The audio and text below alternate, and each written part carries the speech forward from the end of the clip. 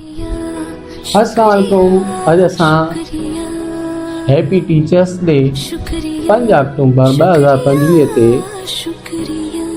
पूरी दुनिया में मल्हाईंदड़ आलमी ॾियारो उस्तादनि जो असां मल्हाई रहिया आहियूं। उन ते मूं सोचियो त आउं बि पंहिंजनि उस्तादनि खे डेटा पेश कयां त आउं हर उन उस्ताद खे जंहिं मूंखे हिकिड़ो बि अखर छो न सेखारियो हुजे, या उहे उस्ताद जंहिं मुंहिंजी ज़िंदगीअ खे प्राइमरीअ खां वठी मैट्रिक ताईं, मैट्रिक खां वठी इंटरमीडिएट ताईं, इंटरमीडिएट खां पोइ ग्रेजुएशन ताईं जंहिं उस्ताद मूंखे या मुंहिंजी ज़िंदगीअ में कंहिं बि हिकिड़ो अखर बि सेखारियो हुजे त आउं उनखे नमी सलाम कयां थो, झुकी प्रणाम कयां थो ऐं उन्हनि जी महिरबानी मञां थो त अॼु आउं जेको बि कुझु आहियां उन्हनि जी महिरबानी, उन्हनि जी महिनत, उन्हनि जी जुस्तजू जे नतीजे जे करे जेको आहे हिते बि अवां वटि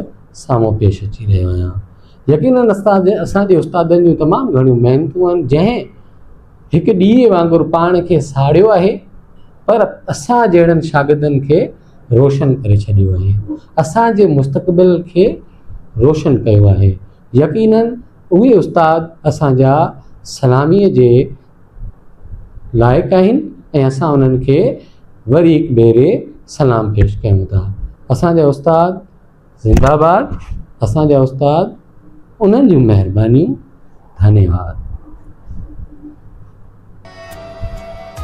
जीअं त अॼु मां बि हिकिड़ो उस्ताद आहियां त आउं सम्झी सघां थो त हिकु उस्ताद खे केॾी महिनत करणी पवंदी आहे, केॾी जस्तजू करणी पवंदी आहे, पंहिंजनि ॿारनि खे सेखारण जे लाइ तयारी करणी पवंदी आहे। जेको यकीनन हिकिड़ो बहितरीनु उस्ताद हूंदो उहो पंहिंजे ॿार खे छा पढ़ाइणो आहे, कीअं पढ़ाइणो आहे, उनजी डेली प्रैक्टिस कंदो हूंदो ऐं क्लास में वञण महिल बिल्कुलु तयारु थी, कॉन्फिडेंट थी पंहिंजे ॿारनि खे पढ़ाइण जे लाइ क्लास में शुरू कंदो हूंदो।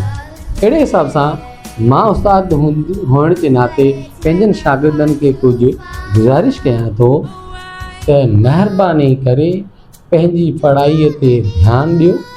इहे ॾींहं तव्हांजा तमामु क़ीमती ॾींहं आहिनि, इन्हनि ॾींहंनि खे वैल्यू ॾियो ताकी ईंदड़ तव्हांजे मुस्तक़बिल में तव्हां ख़ुशियुनि वारी बहितरीनु ज़िंदगी जीए सघो। ऐं इन सां गॾु तव्हांखे पंहिंजी पढ़ाईअ सां सचा थियण जी ज़रूरत आहे, वक़्तु कढण जी ज़रूरत आहे, पंहिंजे इख़लाक़ खे सुधारण जी ज़रूरत आहे, पंहिंजनि माउ पीउ ऐं उस्तादनि जो अदब करण जी ज़रूरत आहे, जेको अॼु जे असांजे मुआशरे में तमामु घणी किलत थी वई आहे। त तव्हां पाण ॾिसी रहिया आहियो ऐं इहो महसूस बि करे रहिया हूंदव त हिकिड़े उस्ताद जी अॼुकल्ह केतिरी इज़त आहे, केतिरो हुनजो अदब कयो वञे थो। त इन करे आउं तव्हां उस्ताद सभिनी शागिर्दनि खे इहो अर्ज़ु कयां थो, इहो वेनिती कयां थो त महिरबानी करे पंहिंजनि उस्तादनि खे इज़त ॾियो, पंहिंजे उस्तादनि जी अदब करियो।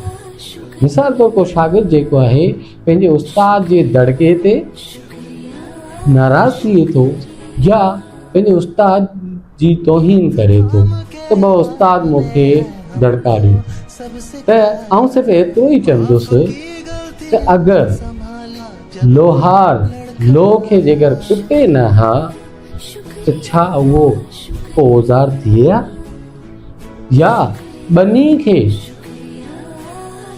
ट्रैक्टर जो हड़ न ॾियूं हा त छा उनमें फसल थिए हा।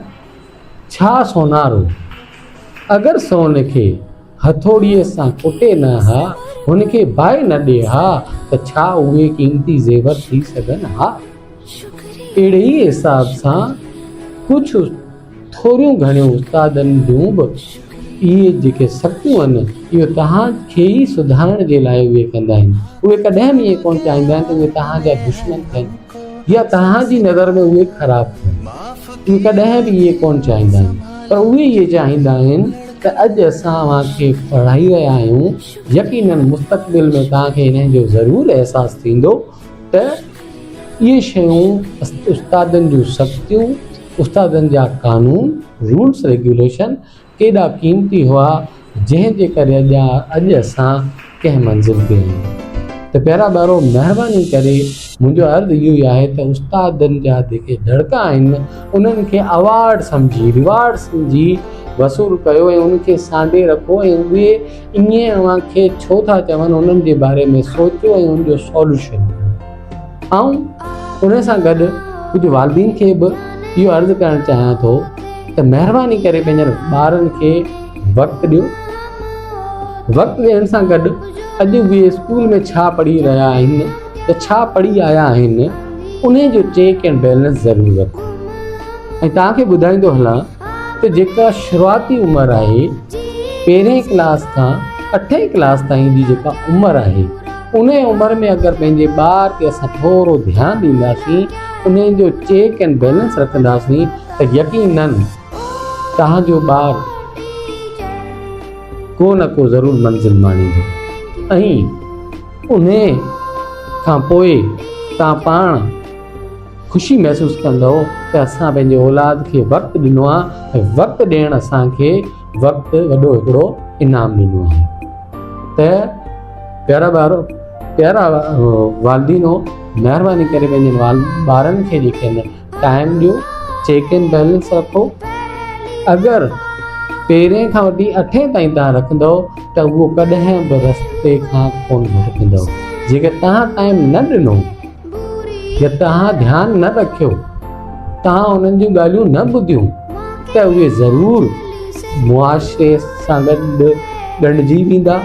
पोइ मुआशिरो उन्हनि खे आया ख़राबु मिले या सुठो मिले, उहो त नसीबनि जूं ॻाल्हियूं आहिनि। ख़राबु मिलंदो त तव्हांजे ॿार जो मुस्तक़बिल तबाह थी वेंदो। अगरि ख़ुशकिस्मतीअ सां अगरि सुठो मिली वञे थो त उहो ज़रूरु सुठो थी सघे, लेकिन हुनजा चांस जेके आहिनि तमामु घटि आहिनि। त इन करे असां रिस्क नथा खणी सघूं। पंहिंजनि ॿारनि खे ध्यानु ॾियो, पंहिंजनि ॿारनि खे टाइम ॾियो, पंहिंजनि ॿारनि जूं ॻाल्हियूं ॿुधो ऐं पंहिंजनि ॿारनि खे बर्दाश्त कयो ऐं उन्हनि जे सवालनि जा जवाब ॾियो। महिरबानी।